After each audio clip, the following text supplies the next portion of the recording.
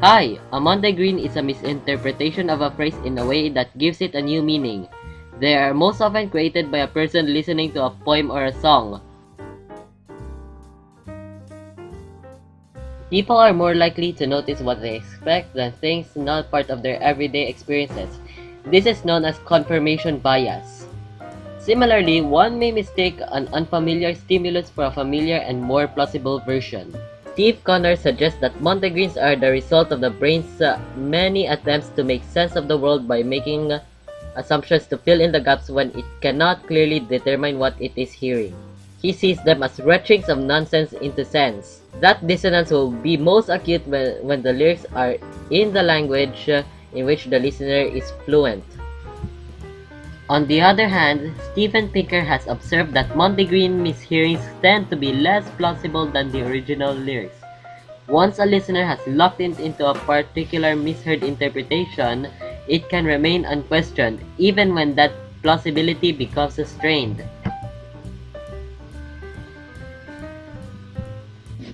James Gleick claims that the Monday Green is a distinctly modern phenomenon.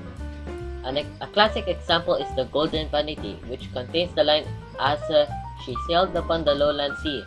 British immigrants carried the song to Appalachia, where singers, not knowing what the term lowland sea refers to, transformed it over generations from lowland to low song. A good example of a thing with Monday Green is the Indian Thriller, which is a popular video. కాశ్మీర కౌగిలిస్తే ఏం చేస్తావో, నేపాళి మంత్రమిస్తే ఏమవుతావో, కంగారు పడ్డ కన్నె శృంగారమా, వణుకుల్లో కూడా ఎంత వయ్యారమా. Here are some examples of Monday Greens. You can make two Monday Greens in the first line of the American national anthem. The first half, "Oh say can you see," becomes "Jose can you see." This is due to the Hobson-Jobson effect. The second half, "By the dawn's early light," made people think there's a word called dawn's early. Another example is from the song "Keep Thou My Way," in which "Gladly the cross I'll bear" became "Gladly the cross-eyed bear." This is because of the line's unusual OSV order. This is a good example of a Monday Green that has become standard.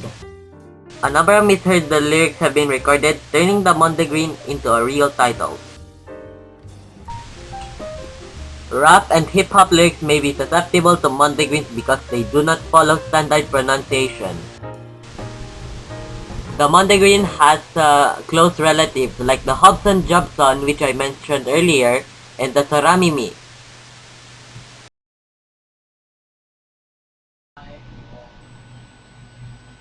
That concludes our lesson for Monday Greens. Thank you for watching.